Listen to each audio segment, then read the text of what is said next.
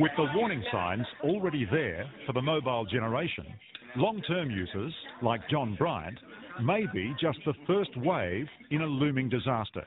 So as long as you can remember your dad in a mobile phone. Absolutely. I think he was one of the first. My friends thought it was pretty cool, actually, because no one had them. You want to sell an house, not so cool.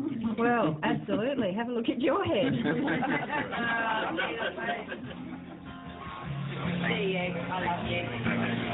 With time running out, John is setting out for Sydney for emergency surgery.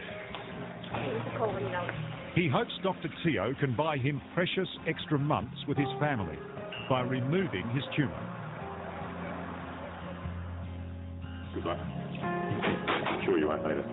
No, but, you know... All the best, mate. Yeah, but I'm strong, so, you know. But, I've got a lot of trust in Teo too, you know. I'll be all right. Yeah. No, I can fight this one over. Yep.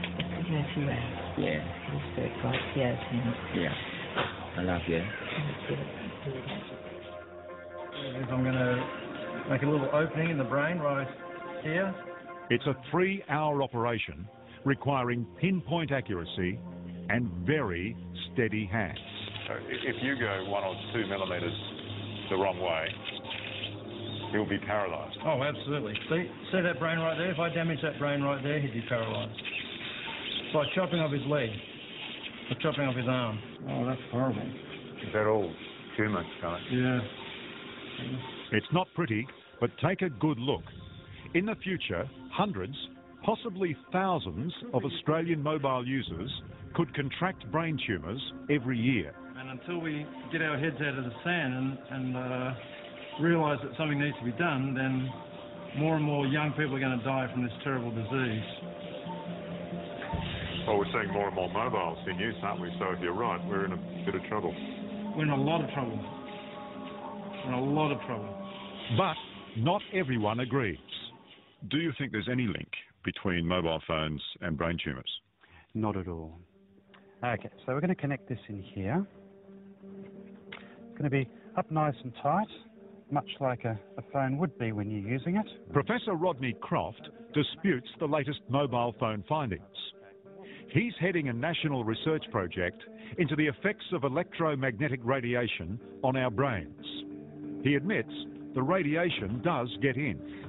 So electromagnetic radiation is actually passing over the top and into my head now?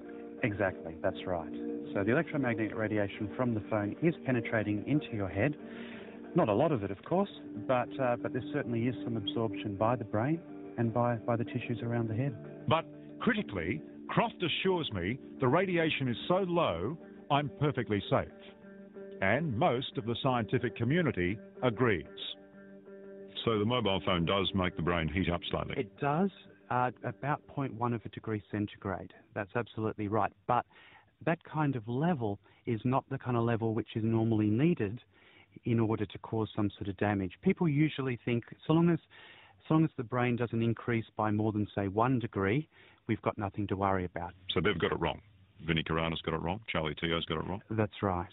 That's my opinion, yes. You think they've got it wrong? Yes. Try telling that to Brett Kelly, another of Charlie Teo's patients. I think this is what has killed me, or will kill me. Do you honestly believe mobile phones gave you that tumour? Without doubt. 100%. Brett used to run a successful earth-moving business in Western Sydney. And just like John Bryant, his mobile was in constant use. That's would it be safe to say 3 hours a day? Oh, yeah.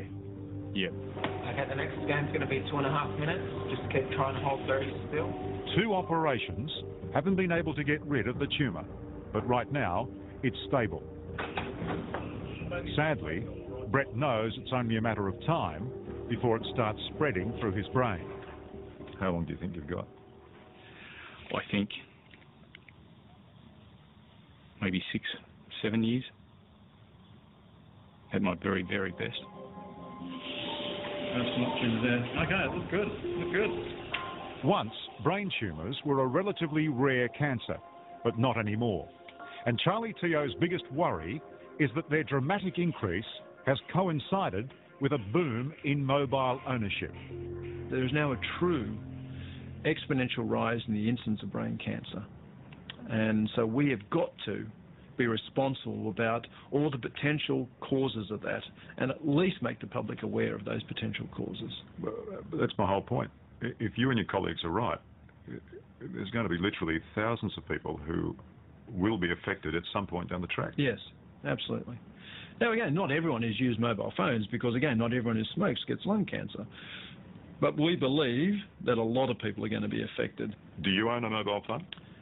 Yeah, I own a mobile phone, and my children also own mobile phones, but I insist that they limit their exposure. And the way they do that is I almost always put it on speaker or hands-free. Hey, John, it's Charlie here. Surgery's gone very well. Good boy. Oh, good. Things gone very well. It was wonderful. Yeah. Good, very good. He's moving already and doesn't appear to be paralysed. So, yeah. It's just magic, isn't it, when you think that... A few days later, and John Bryant is up and about. For now, the surgery has worked. It hasn't saved his life. The cancer will inevitably return. But it has brought him precious time. It's hard to believe, that in a few days, your body can just respond. It is hard to believe. It is, and you just respond and you just feel totally different. Well, it's a good result for you, mate. You can go home and give those grandkids a big hug, eh? I'll see you another day. Well done. Thanks, sir. Thank you.